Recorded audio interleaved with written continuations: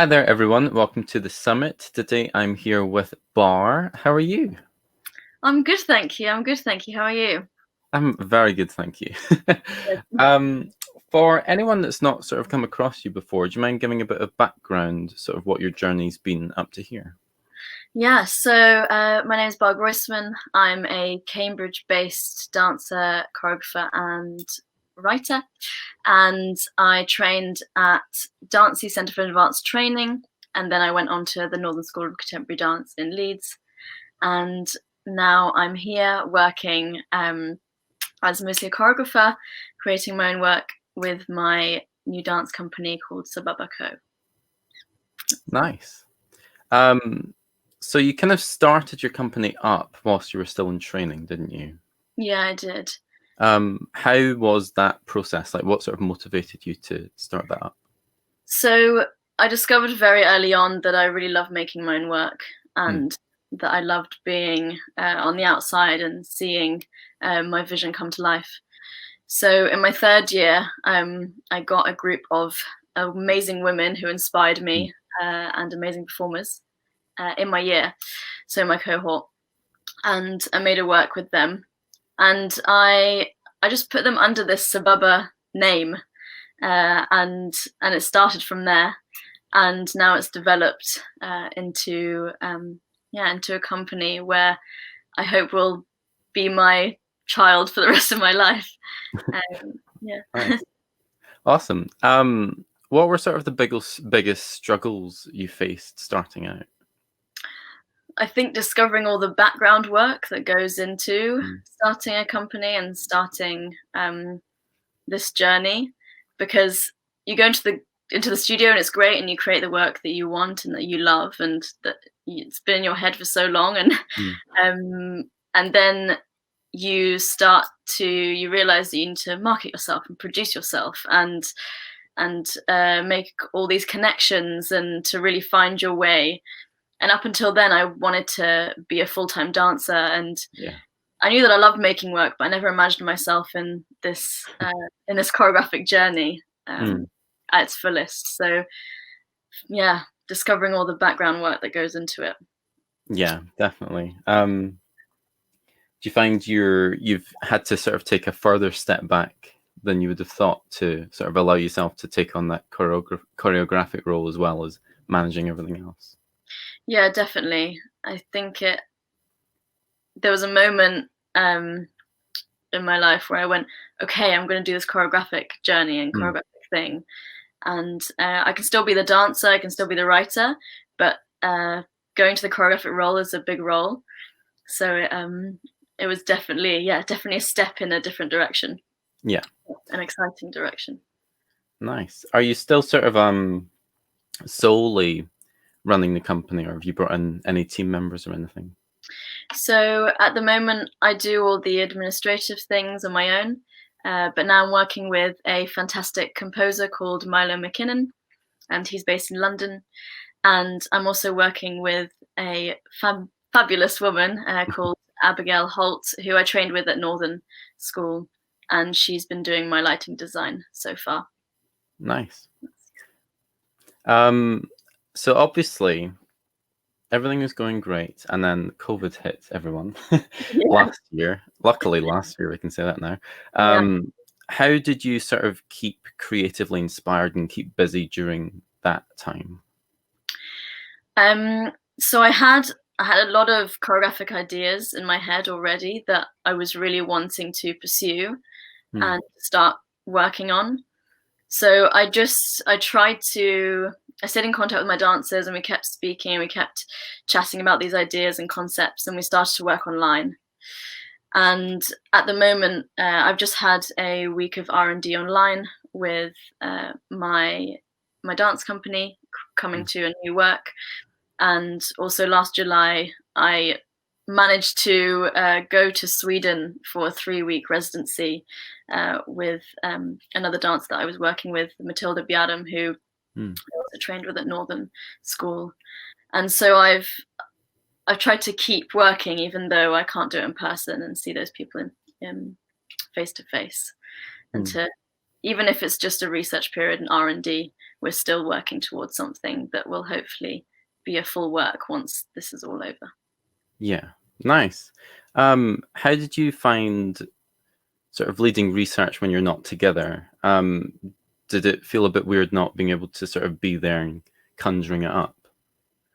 Yeah, it felt strange at first because I really like to be there with my dancers and be very close to them in proximity, and to be able to help them find a certain feeling or emotion or physicality. And I also like to move myself, but to do Yeah. it online is a whole different process, making sure they can also hear my voice, but also hear the music and the atmosphere and feel the atmosphere. So it's been a real learning curve, and also to try and give them an experience where they don't necessarily feel like they're online, and they Yeah. still feel like they're in a movement process. Mm. Has definitely been a strange experience, but also really exciting to know that that's possible. Yeah, definitely. Have you found anything sort of new or different that you wouldn't expect would come up that sort of has arisen out of you not being with your dancers?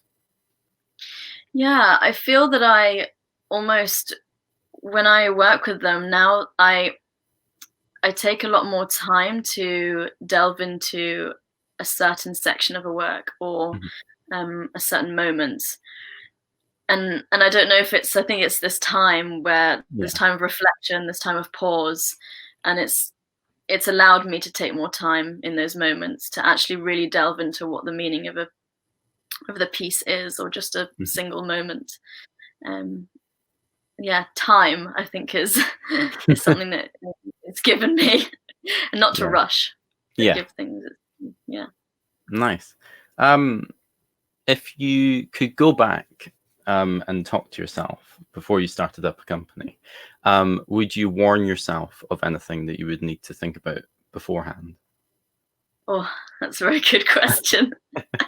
um, I'd probably say, oh, take a marketing and producing class before you graduate.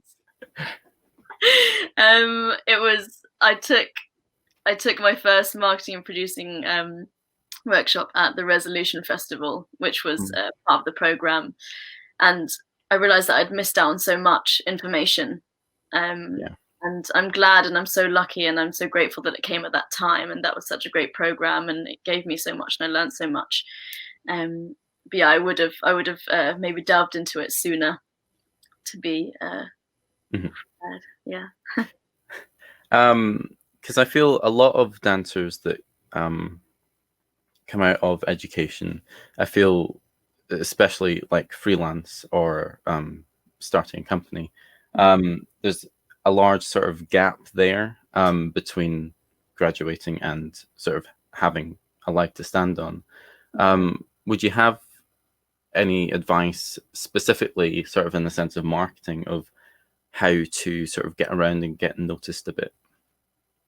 I would say go to all the workshops that you want to go to, meet those people, even talks. Go to talks, even if you're Yeah. not going to move, um, and also go to places that you don't think you might like, or go to events that you don't think you might enjoy, because you never know who you might meet, um, and be present. I think it's very important to be present, and to meet all these people, and don't yeah, just go. I think just go for it, and to just, if you see something that you think is going to be really interesting, don't think of why you wouldn't go, just go, Hmm. because you have nothing to lose really. So Nice. yeah. Lastly, sort of taking a jump back a little bit, obviously you've gone primarily online because, I mean, there's not been any other choice. Um, Sort of what do you have any sort of new processes in place that you would use during like a R&D process or just a choreographic process that you sort of use more specifically online than you would have used in the studio? um I I have to say I've kept a lot of the original ways of how I would Mhm. work in a studio. I haven't changed anything in the way that I um lead my dancers through a journey, or I warm them up, or I've tried to keep it as similar and authentic as I can. Mhm. The only thing that I've now, the new thing that's come up is how close are they to the camera to me, and how close am I? Yeah. And I'm always trying to be more aware of how that's going to be for them, and at what point is it more useful and more or depending on the atmosphere, more Yeah. useful to be closer to each other in the camera, as if they were together, Mhm. and further away, and to also give them time to observe each other as they normally would be able to. And now being on the camera, you can't really see Mm. see people as close up. But I've tried to keep the way that I work as it would be, Nice. just shifted in some way, but it's Yeah. still the same process. Awesome. Well, thank you very much for coming on today. If people want to keep up with what you're doing and follow you, where should they go to do that? So they can go to my website, www.suburbacompany.co.uk, or my Instagram at bar.groisman. Nice. Well, thank you very much for coming on today. Thank you for having me.